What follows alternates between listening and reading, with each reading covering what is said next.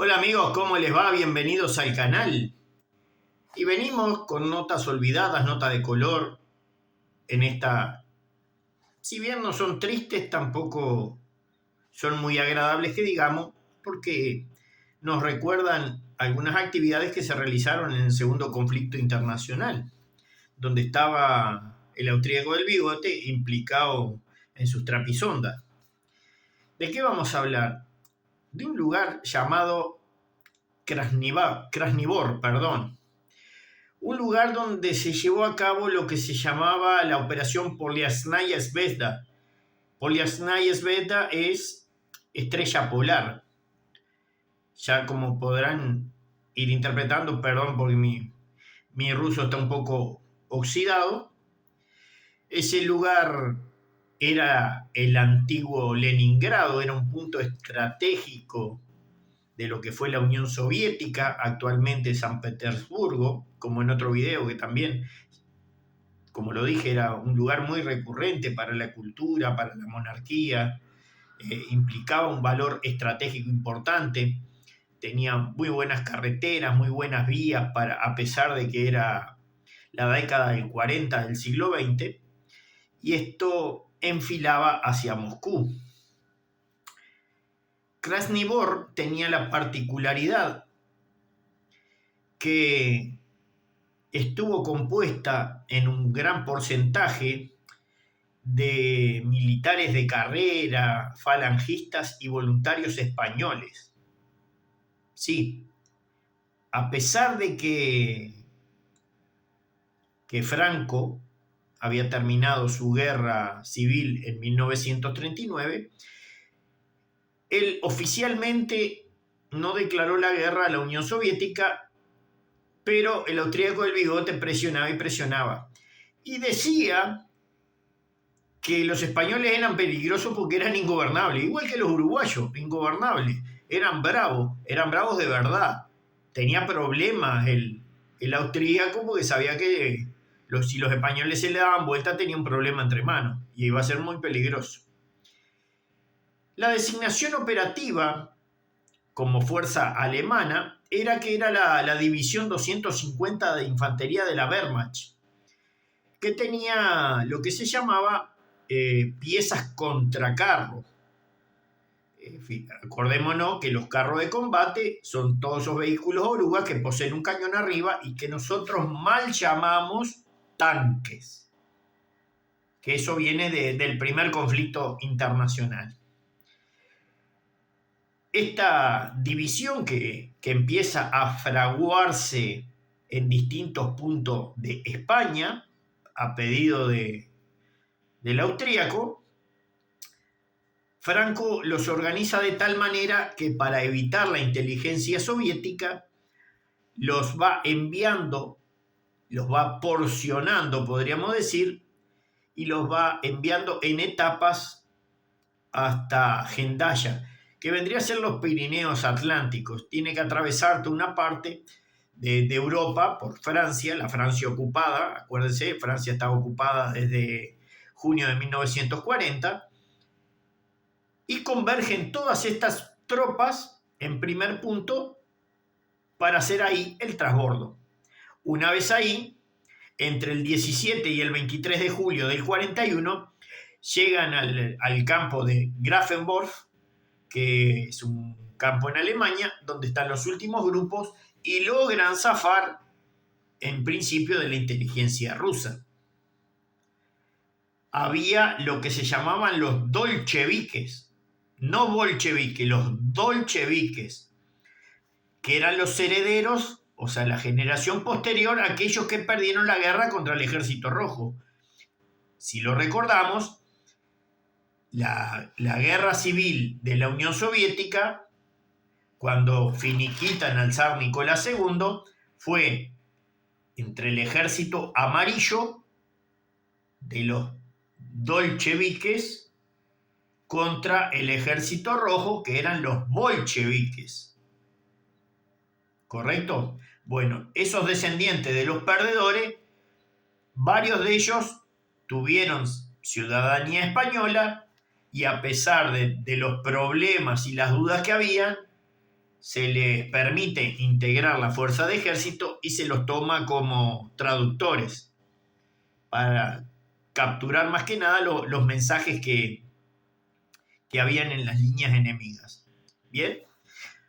Bueno, este grupo en un principio, antes de que llegue el famoso invierno subártico como tienen los rusos en Moscú, estos muchachos arrancan con unos bríos bárbaros. Cabe recordar que la historia lo nombra y nunca dice que son ellos, los de la División Azul, como es conocida.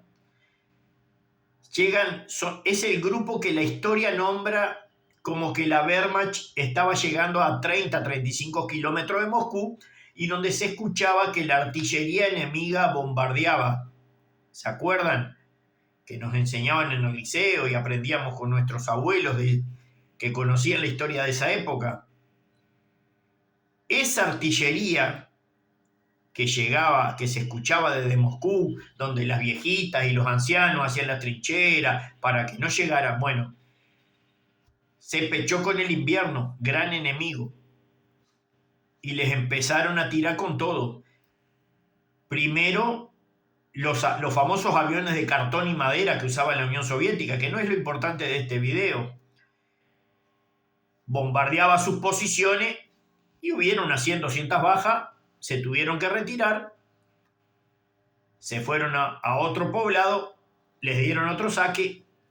Ahí se dice que llegaron las famosas brujas de la noche. Hay una película, búsquenla por ahí, a ver quién eran esas muchachas.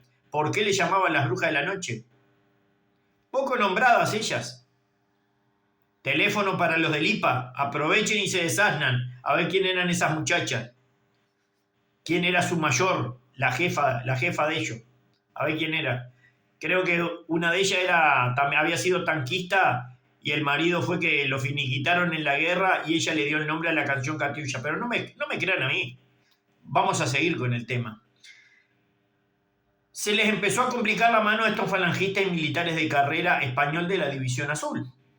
Entonces 5.000 de estos soldados empezaron a retardar al 55 Cuerpo de Ejército Rojo, cuando habían llegado una proporción de 45.000 a 50.000 efectivos. ¿Por qué pasó esto? Porque cuando las divisiones alemanas cruzan para el otro lado aplicando su viejo sistema de guerra relámpago, aquella que había sido inventada por Rommel, el zorro del desierto, llegan a lo que vendría a ser las puertas de Moscú. Había sido campo arrasado, o sea, no tenían ni para comerlo y se venía el invierno subártico. Y las divisiones que contuvieron esa ola frenética del invasor alemán eran solamente 10 divisiones en un principio. Cabe recordar que del otro lado, de la mitad hacia el lado, vamos a decir, de China, de Japón, se encontraban unas 850 divisiones soviéticas realizando ejercicios para la guerra. No se esperaba que estos muchachos cruzaran para el otro lado a pegarle un saque. Cuando esto ocurre y se le viene, acuérdese, ¿a quién nombran en uno de los 3 ejes soviéticos para defender la madre patria, como se llama, la madre de Rusia? Bueno, uno de ellos era un ucraniano. ¿Quién era ese señor ucraniano? El famoso carnicero Zhukov. Valery creo que era el nombre, pero no es importante. Y él es el que se enfrenta en un principio a la División Azul y la logra hacer retroceder. Y ahí que se descubre la trapisonda de que los españoles habían rienda suelta a los alemanes y la habían impartido. Bien. Entre 600 y 700 soldados españoles fueron capturados. Algunos volvieron, otros no. Quedaron dentro de los campos, porque no solo los alemanes tenían campos vacacionales permanentes, los soviéticos también.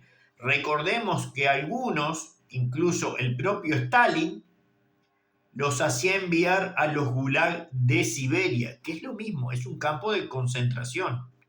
Y en esos campos la mayoría no volvía. ¿Por qué la mayoría volvió a España? Porque las vías ferroviarias que ellos poseían en sus trenes habían quedado asentadas en otro lado porque las medidas de las vías de la Unión Soviética eran diferentes. Y eso en parte lo salvó para después poder desenganchar y por aquí que no hay espina. Franco hace retirar todo este cuerpo de ejército que se había formado más o menos con 5 o 6 regimientos, creo que eran 6 regimientos de estilo alemán. La versión española era otra cantidad, pero la denominación alemana cambiaba la configuración de las tropas, tuvieron que retornar. Incluso muchos de ellos, de esta división azul, eran combatientes por el simple hecho de que habían cometido delitos en España o habían estado con el régimen perdedor cuando pierden contra Franco, y para limpiar sus legajos personales y algunos los delictivos, se ofrecieron de voluntario. Imagínese una cosa que tal vez sea impensable, pero en estos conflictos a lo largo del mundo puede pasar. El caso más común y más conocido hoy en día, traído al siglo XX o siglo XXI, es la Legión Extranjera Francesa. Usted puede estar al lado de un tipo que es muy hábil usando métodos de finiquitar gente y tipos que eran pastores de iglesia. Bien, pero volviendo al tema estos falangistas y militares vuelven a la madre patria, o sea, a España, algunos incluso hasta con decoraciones como la Cruz de Hierro alemana. Y esa gran operación muchas veces es olvidada, porque se habla de que Polesnaya Zvezda era una operación soviética contra el ejército alemán, contra la Wehrmacht.